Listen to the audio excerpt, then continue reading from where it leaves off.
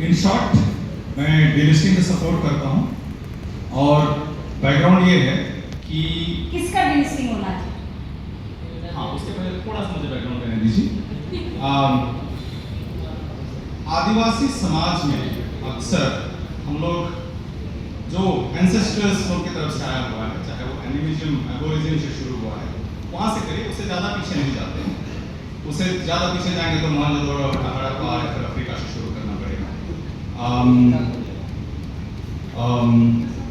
तो इसमें ये है कि प्रिंसिपल्स हमारा कोडिफाइड नहीं है, ओरल है।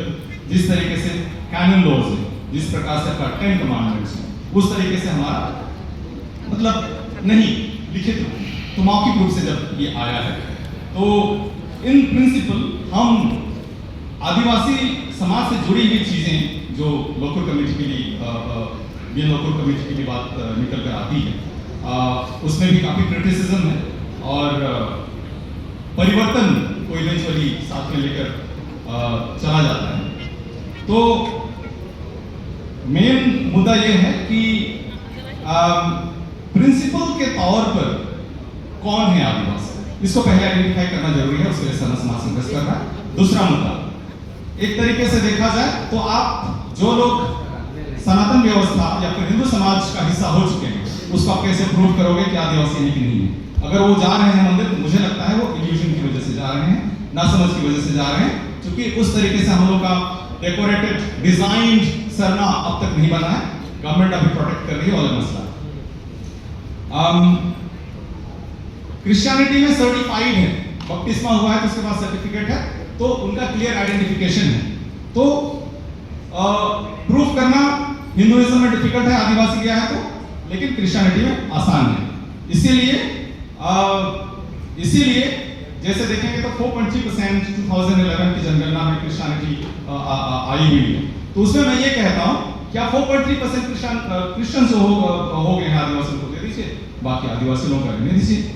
दूसरी बात, आदिवासी लोगों के बीच में 15 मैक्सिमम 13 to 15% क्रिश्चियंस हुए हैं आदिवासी, लेकिन अगर आप देखोगे तो 10 to 12 ml झारखंड में क्रिश्चियन समुदाय से है, जो कि लगभग 40% है।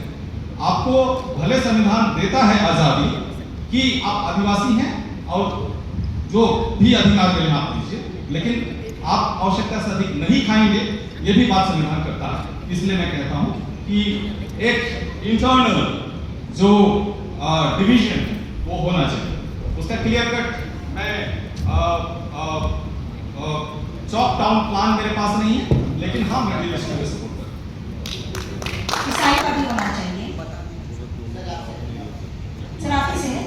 हाँ, किसका डिलिस्टिंग होना चाहिए?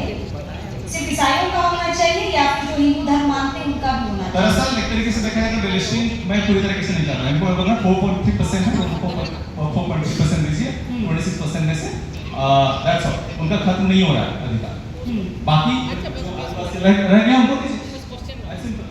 चलिए,